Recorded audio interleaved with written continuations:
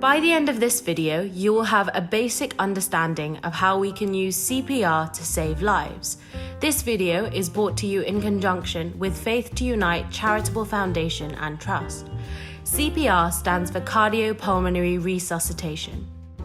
CPR is an emergency measure we can use to provide immediate support for someone who is collapsed and not breathing. It can help keep someone alive until emergency services arrive. If you ever see someone who is collapsed or unconscious, you must remember the doctor's ABC. D is for danger.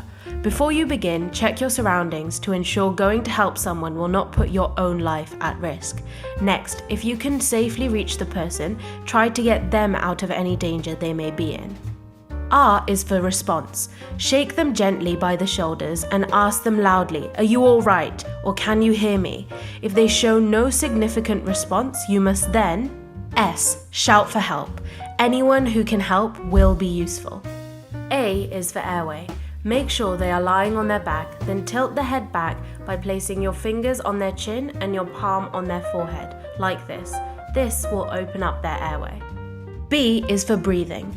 You must look, listen, and feel for signs of normal breathing. Look for regular chest movements, listen for breathing sounds, and try to feel their breath against your face. Do this for no more than 10 seconds. If they show no signs of breathing or they are breathing in an unusual and noisy manner, you must start CPR. First, call an ambulance.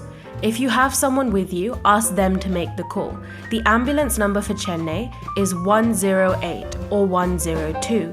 The Apollo Hospital's ambulance number is 1066. Leave the phone on speaker. The emergency staff may be able to guide you through the process. C is for circulation. It is the flow of oxygenated and deoxygenated blood around our bodies, and it's controlled by the heart. When our heart stops functioning properly, we can manually take over this role by pushing down hard and fast on the chest. Start by placing the palm of one hand at the center of the person's chest. Place the other hand on top and interlock your fingers as shown. Keep your arms straight and push down hard and fast on the chest, letting the chest come back up fully each time. The pressure should be coming from your elbows. Keep your arms straight and use your upper body and shoulders to push down. Hard means the chest needs to go down by 5 centimeters or 2 inches each time. This may seem like a lot, but you need to push hard for effective circulation. Fast means you need to push every 2 seconds or at 100 to 120 beats per minute. Here are a few songs that are at 100 to 120 beats per minute.